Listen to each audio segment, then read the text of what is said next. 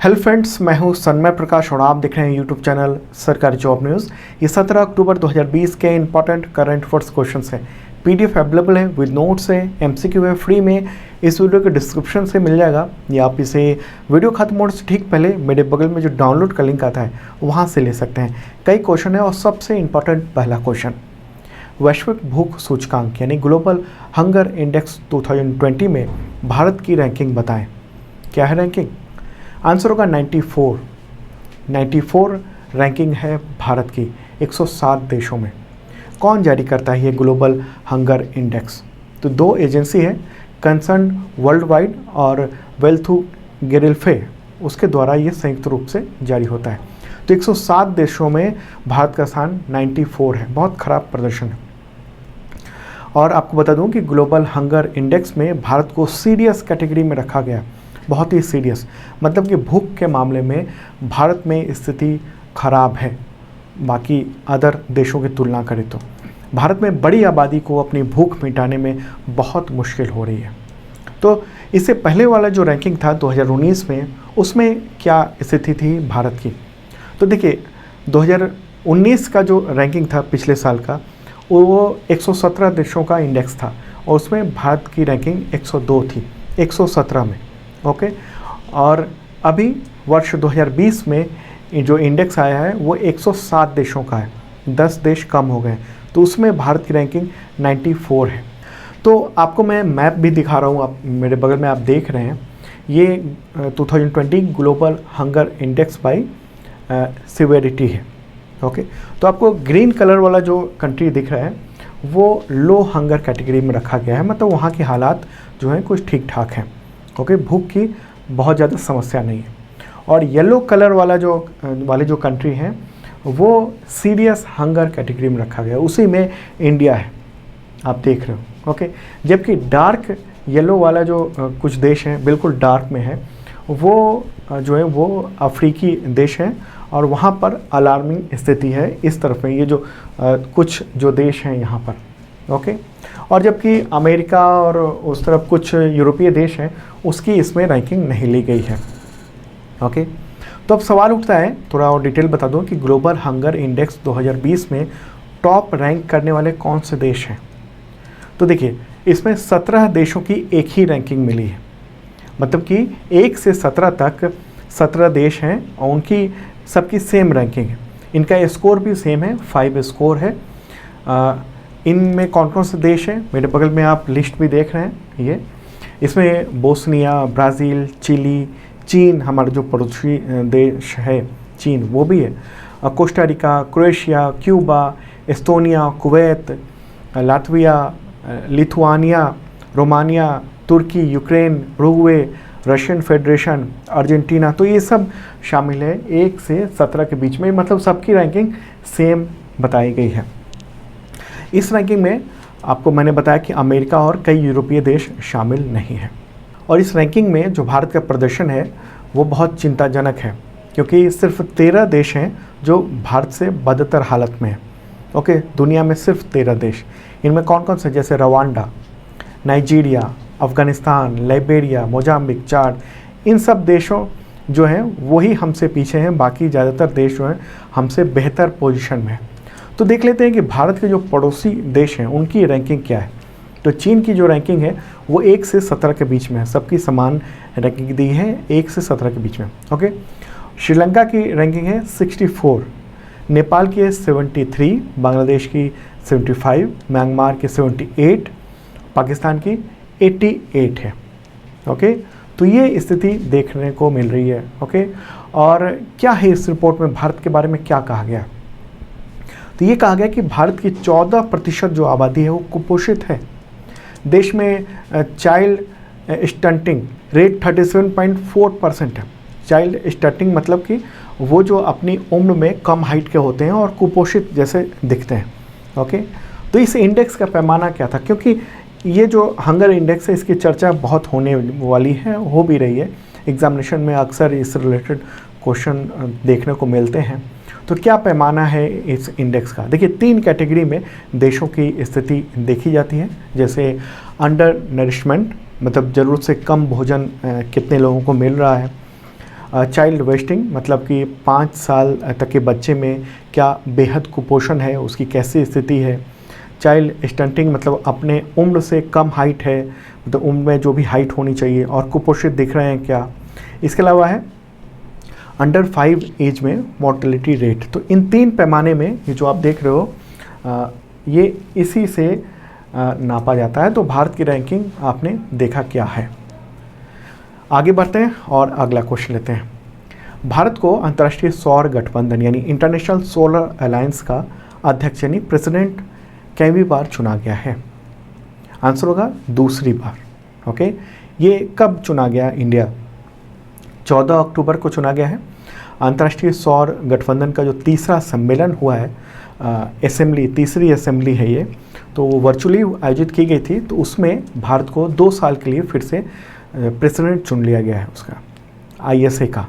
और फ्रांस को अगले 2 साल के लिए वाइस प्रेसिडेंट चुन लिया गया है फिर से उसको भी।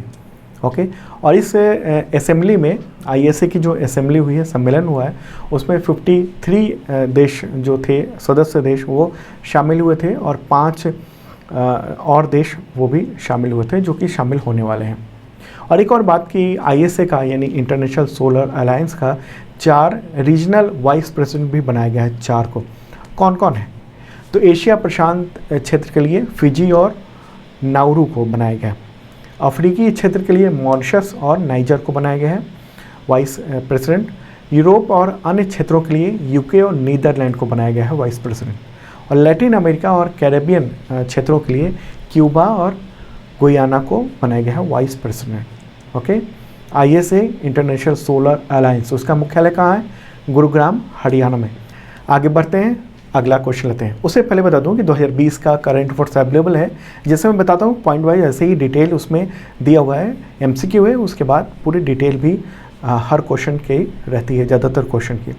तो आपके तमाम एग्जामिनेशन में काम आएगा। जनवरी से सितंबर तक का अपडेट अवेलेबल है और आप ले सकते हैं, इस वीडियो के डिस्क्रिप्शन में मिल जाएगा। 2019 का भी PDF अवेलेबल है, उसका बुक भी है अमेजन पे। अगला क्वेश्चन, ISA यानी international solar alliance Haryana Kalpana Chawla solar award 2020 किसे मिला? ISA Haryana Kalpana Chawla solar award 2020 किसे मिला है? ये पहली बार दिया गया है ये अवार्ड। आंसर होगा डॉक्टर भीम सिंह और डॉक्टर आयशा अल नौमी। डॉक्टर भीम सिंह कौन है? IIT दिल्ली में वो कार्यरत हैं, काम कर रहे हैं। और डॉक्टर आयशा अल नौमी वो Dubai electricity and water authority में वहाँ काम कर रही हैं। ओके, और आपको बता दूं कि अंतर्राष्ट्रीय सौर गठबंधन जो है उसके तीसरे ये सम्मेलन में हरियाणा के मुख्यमंत्री मनोहर लाल खट्टर ने इस अवार्ड की घोषणा की है। पहली बार ये अवार्ड दिया गया है, इसलिए भी ये अवार्ड इम्पॉर्टेंट हो जाता है। ओके, और ये जो अवार्ड है वो भारतीय मूल की जो अमेरिकी अंतरिक्ष यात्री कल्पना चावला, उनके नाम पर ये पिछले साल ही घोषित किया गया था। और ये अवार्ड जो सोलर एनर्जी के क्षेत्र में काम करने वाले वैज्ञानिक और इंजीनियर को उनके बेहतरीन योगदान के लिए प्रदान किया जाता है। अगला क्वेश्चन भी इसी से रिलेटेड है, ISA अवार्ड से ही रिलेटेड है। क्वेश्चन होगा, ISA Karnataka Visvesvaraya solar award 2020 किसे मिला है? आंसर होगा जापान और नीदरलैंड। ओके, एशिया प्रशांत क्षेत्र के लिए जापान को मिला है ये अवार्ड, और यूरोप और अन्य जो क्षेत्र हैं उसके लिए नीदरलैंड को अवार्ड मिला है। तो ये 2 देशों को अवार्ड मिला है। किसकी ओर से ये दिया जाता है? तो कर्नाटक सरकार की ओर से ये घोषित अवार्ड है। और उसके जो additional chief secretary Mahendra Jain, उन्होंने इस अवार्ड की घोषणा की इसी सम्मेलन में। ओके, और इसके तहत 12,330 अमेरिकी डॉलर, एक प्रमाण पत्र, ये सब दिया जाता है। अगला क्वेश्चन लेते हैं। केंद्र सरकार ने नेशनल थर्मल पावर कॉरपोरेशन यानी NTPC के अध्यक्ष और प्रबंध निदेशक यानी CMD गुरदीप सिंह का कार्यकाल कब तक के लिए बढ़ा दिया है? आंसर होगा 31 जुलाई 2025, मतलब अभी 5 साल और रहेंगे वो।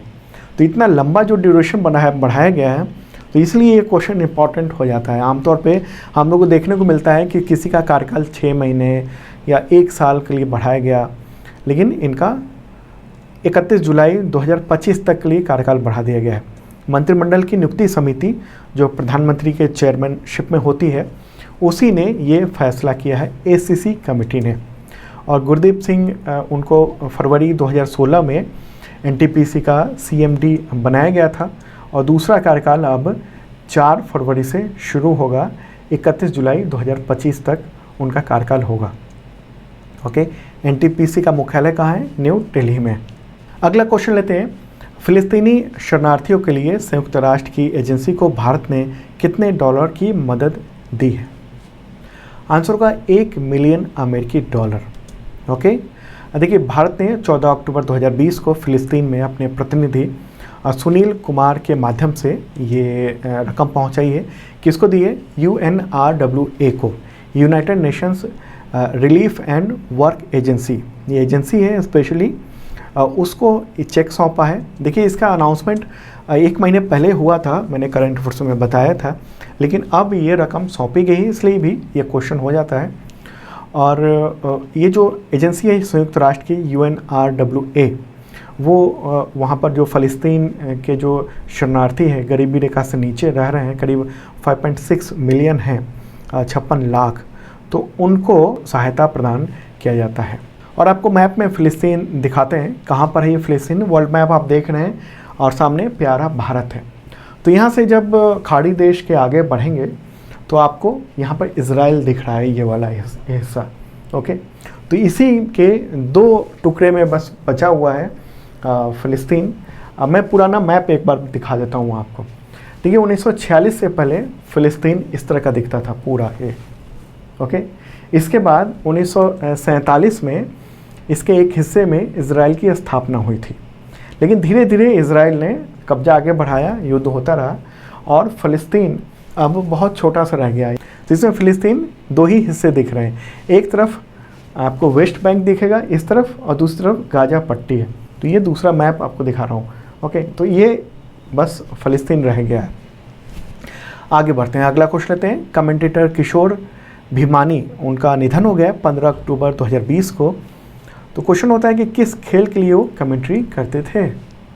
आंसर होगा क्रिकेट। ओके, 74 ईयर के थे भीमानी, खेल पत्रकार भी रह चुके थे और वो कमेंटेटर थे और अच्छे खासे थे, चर्चित व्यक्ति थे। अगला क्वेश्चन, गायिका कौमुदी मुंशी का निधन हो गया है 13 अक्टूबर 2020 को। तो किस राज्य से थी? आंसर होगा गुजरात। वो गुजराती गायिका थी, सिंगर थी। उन्हें गुजरात की बुलबुल के नाम से भी जाना जाता था, नाइटिंगेल ऑफ गुजरात। ओके, अगला क्वेश्चन लेते हैं।